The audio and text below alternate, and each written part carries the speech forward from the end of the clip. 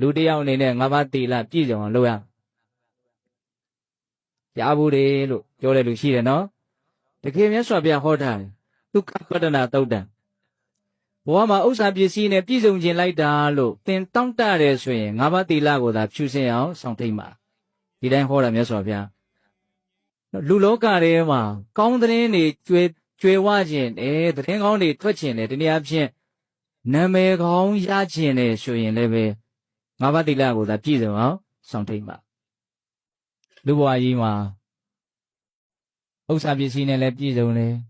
ကောင်းသောချီးမွမ်းခြင်းဖြင့်လည်းပဲအချီးမွမ်းခံရတယ်ဆိုရင်ဘာလို့သေးလဲချမ်းမြေတော့ဘာမှမလိုတော့ဘူးလို့တော့ပြောလို့ရရနော်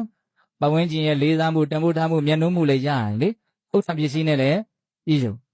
အဲ့ဒီနှစ်မျိုးလုံးကိုသီလတည်းဟူသောအကြောင်းကြောင့်ရနိုင်တယ်ခါတင်လားဆိုတော့မကဘူး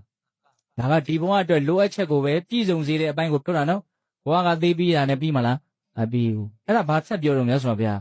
သိပြီးတဲ့နောက်မှာငါဘဝကောင်းလေးရကျင်လိုက်တာလို့တောင့်တရဲဆိုရင်လည်းငါးပါးသီလကိုသာပြည့်စုံအောင်စောင့်ထိန်သုံးချက်ပြောတယ်နော်အဲ့ဒီသုတ်တံမှာဥစ္စာပစ္စည်းနဲ့ပြည့်စုံခြင်းရဲ့ချီးမွမ်းသံနဲ့ပြည့်စုံခြင်းရဲ့ပြီးတော့ဘာလို့ဘဝကောင်းကိုရခြင်းနဲ့ပြည့်စုံမှုဟုတ်ပြီလားမင်္ဂလာရေရှိပါစေစသီးလေးတို့ဖြာဝေကောင်းသောလူရဲ့စံတော်မင်းသမ ्या ပြီးမြောက်စေမရှိသောစကားတွေဘယ်ခါမကြစေမဝသောစကားတွေဘယ်ခါမကြစေဒီနေ့ဒီရက်ဒီနေ့ခင်းလေးမှာမင်္ဂလာဆိုတဲ့ချမ်းသာဝေကဘာသူကဘာသာလာမိမတတ်အကြံရပါစေ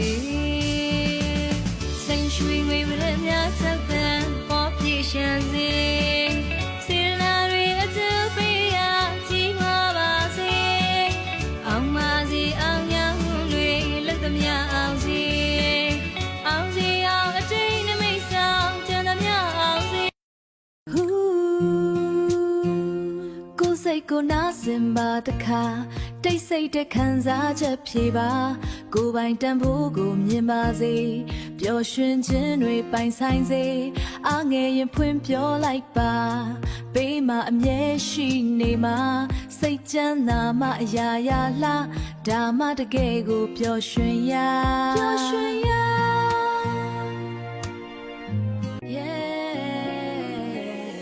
ကိုခန္ဓာကိုယ်တန်စင်နားထောင်ကြည့်ပါတိတ်ဆိတ်နေတဲ့ဝေဒနာတွေသိပါစိတ်နဲ့လူချမ်းသာဖို့ဦးစားပေးဒါမှဘဝမှာစွမ်းတွေပေးဆက်နိုင်အားလုံးအတွက်ပါဒီသချင်းကကိုယ်ရင်ကစွမ်းအားအကြီးမြတ်ဆုံး You're in a world Ooh